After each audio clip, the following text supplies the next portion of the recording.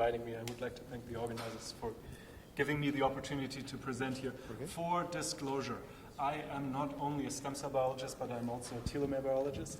That stems from my... Okay, I'm going to say that again because it's important. I'm also working on telomeres. In addition to stem cells, I started my research group very recently at UC Berkeley. So I'm not going to talk a little bit about data, but mostly about why I think that I can still propose telomere biology as a reasonable research proposal for working, building a scientific career on. And that is because I think there are many questions that are unanswered, and I would like to raise those. Okay, I'm going to skip the introduction of the telomere biology. The point that I want to make is, with this slide is that telomere biology has a cell intrinsic function, and that is essential for every single cell to live.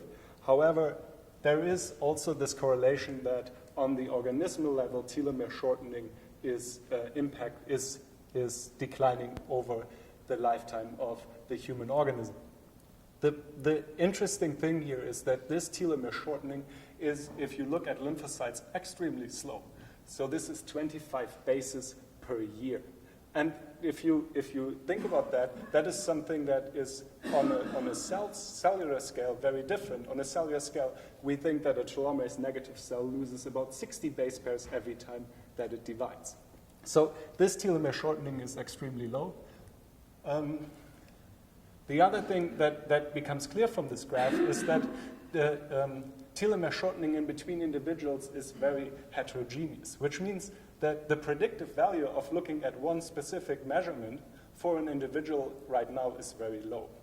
However, what we know from genetics of telomere-related diseases is two things: that telomere length is inheritable between generations, and that people that have very short telomeres because of genetic aberrations present with phenotypes and with diseases that are stem cell diseases of highly replicative tissues, and those diseases have correlations with the symptoms of aging. This, of course, is the underlying principle of this, is that when cells become telomerase negative, this will lead to telomere shortening over time. This is measured in human fibroblasts. I think that one reason why we still understand so little about the organismal outcome of telomere shortening over time is the fact that we currently do not have a good organism to study it in. And that is because mouse cells, if you do the very same experiment, you passage mouse fibroblast, these are immortalized just by the loss of p53, over time, then these fibroblasts will not present the same telomere shortening phenotype, which challenges to some extent the use of the mouse model as a long-term study for the impact of telomere biology on aging. So, of course, this has very important implication, this telomere shortening, because it is considered to be a tumor suppressor mechanism, and we have heard about this before, that there are checks and balances that measure when telomeres become short. Usually a cell would stop to proliferate, and that is a tumor suppressor mechanism. However, telomeres are also important to maintain genomic instability. So once you overcome this first wave of proliferative barrier, then the fact that the chromosome is not intact anymore will actually exacerbate the genomic instability and potentially exacerbates the formation of tumors. The point that I would like to make here is that once a tumor cell reactivates the telomere maintenance pathway, in most of the cases where it's reactivating this enzyme telomerase that can maintain telomeres, the telomeres are relatively short, which again is interesting because it raises the possibility that there is a difference between a tumor cell that is telomerase positive and a stem cell that is telomerase positive just by the set point where telomeres are maintained. And this might give a therapeutic window for telomerase inhibition. The problem with these experiments is, and I think again the question of where do we have to study the impact of telomere biology on organismal aging is complicated, because I would say that many of the studies that are done are actually done in tumor cells that went through this process and already went through the aberrant reactivation of telomerase. So we are measuring within a system that is not ideal to understand what is actually going on. Here I just listed a few questions that I'm particularly interested in and that I think that I would like to study with my own research group, and that is, I think we heard quite a bit about the question of we have to actually figure out which are the cells in our system, in our body, that are telomerase positive. So these would be the adult stem cells. We have to understand how telomerase levels are regulated within our tissue, and this is something that we currently have no understanding or very little understanding about. We have to understand how this maintenance of telomere lengths is actually leading to tissue homeostasis. So is there this process of slowly declining with 25 base pairs over 1 year? How does that impact tissue homeostasis? And then the question of, is this paradigm of that we actually have to go through in every single tumor through this crisis event in order to form a tumor is probably not absolutely correct. There is an easy way to rationalize that some of the tumors, and there's mounting evidence for that, a tumor cell can form from a cell that has some residual level of telomerase activity, which would make this curve decline slower and extend the possibility for telomerase levels. So the implications here is that we have to understand within a tissue not only what is the telomerase positive cell to maintain the tissue, but also what is the potential target for a tumor cell to actually undergo transformation. And then what system do we want to use to actually test any of these hypotheses? What I propose is that we should use, to answer some of these questions, stem cells, because stem cells are naturally telomerase positive cells. They maintain their telomeres over time. However, they can, when they differentiate, downregulate telomerase by mostly by transcriptional regulation, potentially by other mechanisms. And through the reprogramming process that was described by Yamanaka and colleagues, we can take differentiated cells and reprogram them to a state where they regain telomerase positivity.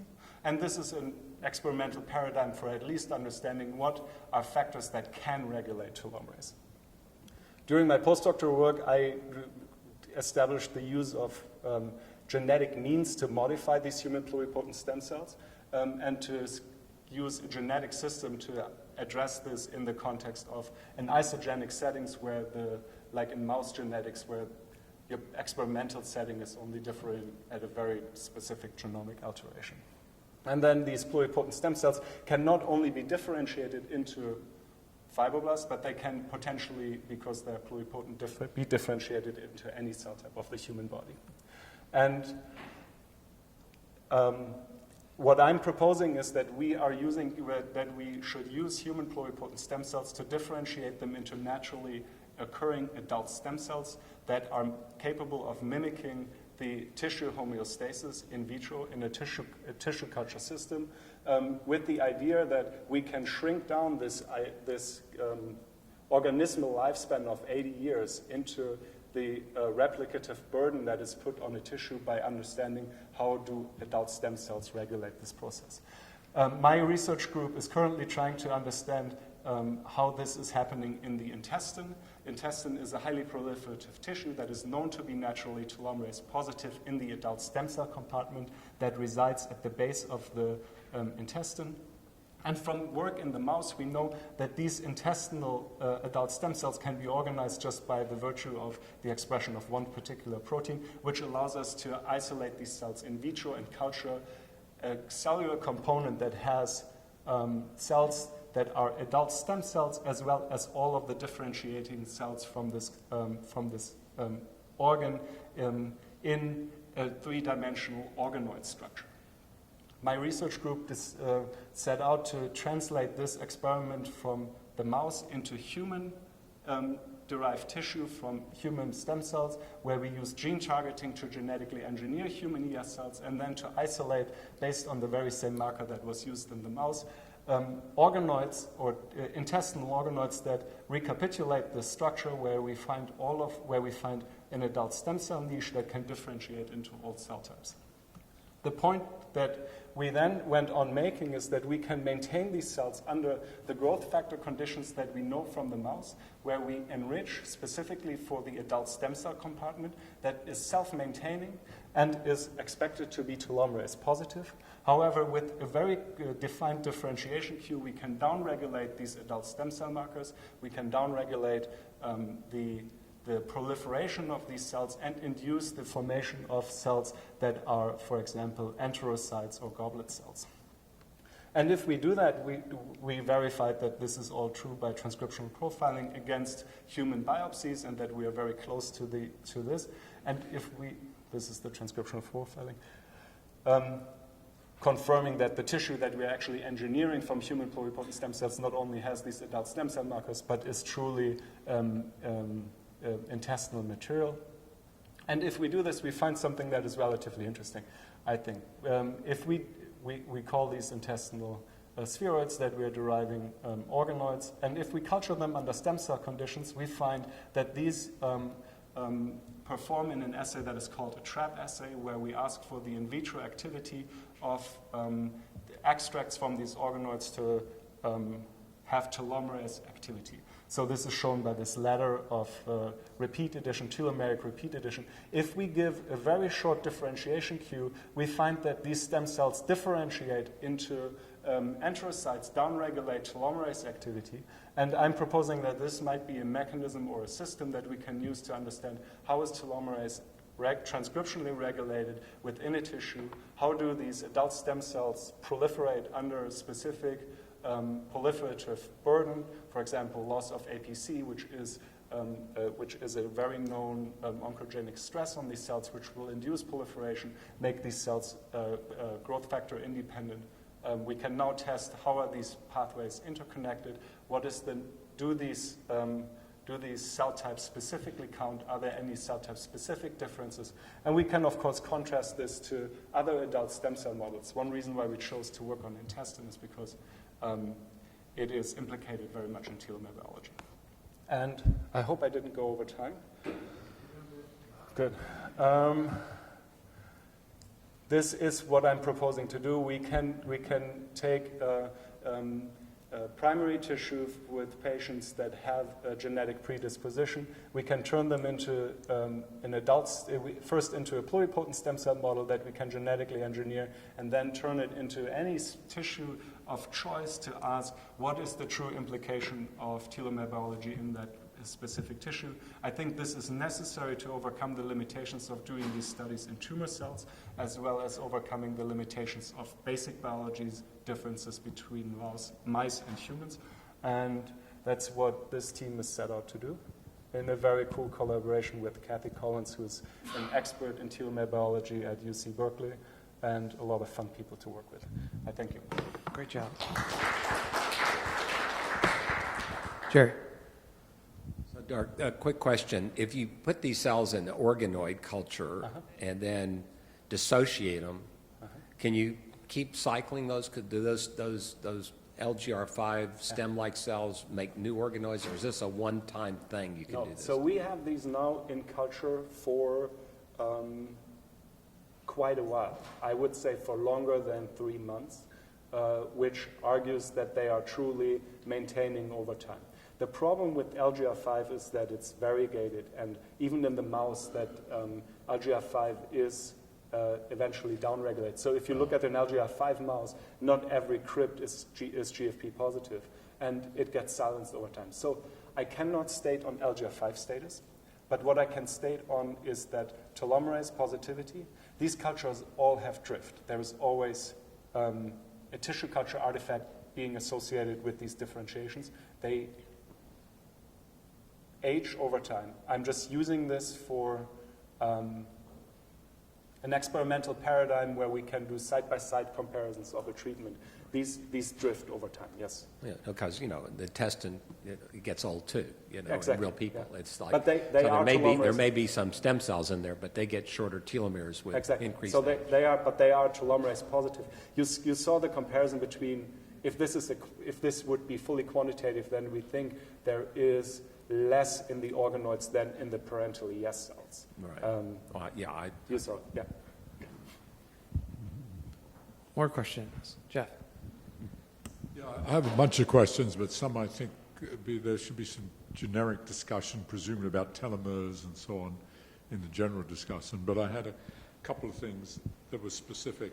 If I understood the talk and the talks before about telomeres, the rate of shortening, the shortening rate from the pictures I've seen, are all linear, which I like very much. I mean, they just linearly decrease in size from your pictures, which I like because it agrees with my little model. But you also had rate of decrease for mice and for humans. Is that right? On this, did I see a graph of mice? No, mice. Okay, so a wild-type mouse over its lifespan is maintaining telomere length. At least this was in fibroblasts. There is some. Let me explain. So, Mouse telomeres are. so something I don't understand. Red strains of mice have sort of taken off they've got these runaway elongated telomeres.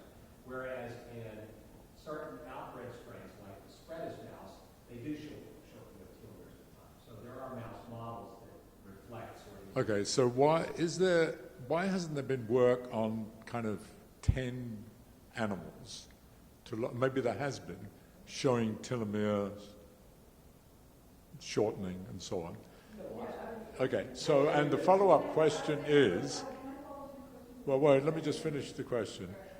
What is the maybe it must be on those graphs. What is the threshold value of telomere length beyond which, you know, Depends you can't on the go any... measuring technique, but if you look at, And is there, does it if you change do with a animal very, size? A very basic 600 base pairs to 800 base pairs is if you just PCR from a very, for one chromosome end, because all of these are the same sequence, so it's technically right. 600 base pairs, the model is that you can't form a protective structure anymore. So very short, and that's very well defined. They can go quite short before it all kind of falls apart. And the other thing is something, this is a really naive question, but does this, if I look at all the cells in the body, if I could, would I see a systematic shortening of telomeres, you know, across the whole spectrum of the 10 to the 14 cells? So that is or the is there challenge. some tremendous variance? Yeah, that is the challenge, that it probably doesn't matter. Because if we take this if we look at the intestine is formed in a very specific spot, and then the cells will grow up, will grow along the intestinal villus, and will shed into the lumen. Okay, so the variability within this compartment for long-term proliferation is relatively pointless, because they will get lost and they don't contribute to. This is different from a neuron that we have to. Okay, so what we have to measure is we have to measure first what is the adult stem cell that gives rise to a tissue, how often does that proliferate, and how often does it fail to maintain telomeres and leading to 25 bases per year loss. And we don't know, we know for very few cell types, the adult stem cells, we don't know how often they divide in vivo. And so that is what we have to measure. So yes, there's a lot of unknowns here, and that's the point that I'm trying to make, that we have to start somewhere. Okay. Well, I wanted to go sort of backwards on this question. So, I mean, because I was very struck by this thing where the mouse telomeres do not get shorter. Is that just a special case? Because I had been very happy, the telomeres get shorter, and then they get down to some small thing, and then you die. Okay. But the mouse doesn't happen. The mouse still dies, but the telomeres keep their length. But is that a special case that I should ignore? If you look at different mouse strains, they die of different causes. Okay, so this is an inbred specific phenotype, while black 6 dies over a 129, which are different mouse strains. So that is an inbred artifact. The mus spreadus, which is a wild mouse, shortens their telomeres. However, it does not have the same telomerase expression profile as humans have. Okay, so the They are telomerase positive in different tissues than in humans, so we can't use that system. No, either. I'm asking a different. I'm thinking much more. I'm a physicist, so much more along Okay. Jeffrey West's thing, where he says, oh, "Okay, you get a certain number of divide, and then you die." And then we say, oh, "Okay, well, why would that be? Oh, the telomeres get shorter, and you get a certain number of divisions, and you okay." Okay, but that's the question. How general is it? Because he showed bacteria, he showed everything, right? Well, I guess we're not allowed to talk about bacteria. But, all right, but the point is, you know, it's this question of the generality, and so the fact that you show the mice don't die, is that, you know, what if you have hamsters? Okay, I understand. You know? I'm not, okay, this is, okay. The telomere biology is not an overarching mechanism that explains aging in every organism. It probably has a contribution to aging in humans, where the total number of divisions that an adult stem cell can make to give rise to replenish the tissue is limited. And that is I think, clear from if we would do serial transplantations of adult stem cells, of hematopoietic stem cells into 3 generations, then even the longest would eventually run out and not support a blood system anymore. That's all that I think I'm willing to state here. Okay, but let me ask you about hamsters and dogs, and I mean, how general is it that It's wonderfully interesting data. There are big dogs and little dogs, long-lived dogs, short-lived dogs. People have published papers talking about all these sort of differences. I mean, if we have time this afternoon, I might get Woody, or I'll show a few slides where we looked at the whole mammalian radiation and tried to put it in a broader sort of perspective. I think that what we're talking about here with telomere biology, it may be a mouse doesn't give a damn about telomeres, okay? They have a different life strategy. They need to survive over winter, and John is going to tell you everything you need to know about mice. Yeah, so I'd actually like to counter that, just giving you a few facts. First of all,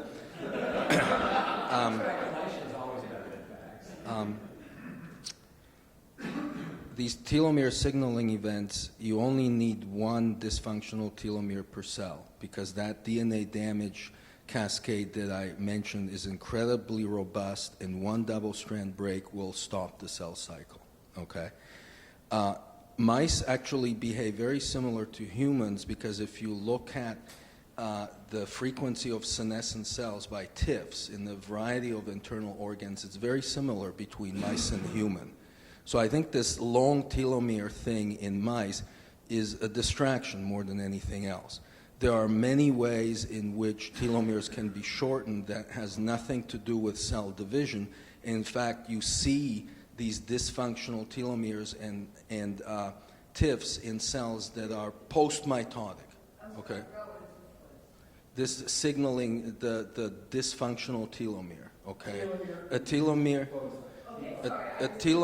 that is actively signaling senescence in that individual cell, okay? And finally, there's a lot of work in cancer cells showing that you can have these TIFs resident at telomeres that are not shortened at all. So there are many ways that you can damage the telomeres, including the protein components that, can do that in the absence of shortening of the telomere itself. So I really don't think there's that much difference between the variety of different organisms. I think restating this, we don't have a system to test the hypothesis. So I think that is the problem where one can say, yeah, this is all not. I would like to make one comment, and I have one question for you, Dirk. I think the system, or to answer the question whether telomeres, long telomeres or telomerase really plays an important role in lifespan regulation of inbred mice, would be to overexpress telomerase in a wild-type setting at sufficient levels and maintain their telomeres as they age. I think that would be the key experiments. Similar experiments have been tried by Maria Pasco's group and so on, which I don't think were done in the right way, but that would be one way of addressing the issue whether telomere length in a wild-type mouse setting really is functional and plays a functional dominant role in lifespan regulation of wild-type mice. But the other question I have for you in terms of your experimental system to understand telomerase regulation in your organoid system or in the LGR5 positive derived organoids is how efficient is your differentiation cocktail? In other words, how pure are your different derivatives of the LGR5 positive that would obviously make the analysis complicated or straightforward. I think it's going to be, so what we can't do is we can't distinguish where in the gut we are. So we can't distinguish between ileum, duodenum, and colon yet with this differentiation. However, we can make high amounts of very, very pure material. So maybe I glossed over that, but the RNA-seq that we did shows that it's almost undistinguishable from primary tissue. So we feel very confident that we are making something that is running on an adult stem cell. We don't have the positional cues yet worked out. I've think about is that when a telomere becomes short enough to generate a DNA damage signal, it is sufficiently short that you cannot detect it by in situ fish. So when you're seeing a TIF, what you're actually seeing is the fact that the DNA damage signal from a too short telomere causes telomere clustering, where multiple telomeres, even though they're not short enough to generate a DNA sample, become all brought together in the same focus. So that you're not seeing the shortest telomere, you're seeing the fact that since telomeres are designed to evade being recognized as double-stranded break, when there's a double-stranded break signals, you gather them all around in these clusters to make sure that they're all being properly interpreted. Jerry, you have one last comment? I think we're going to take a break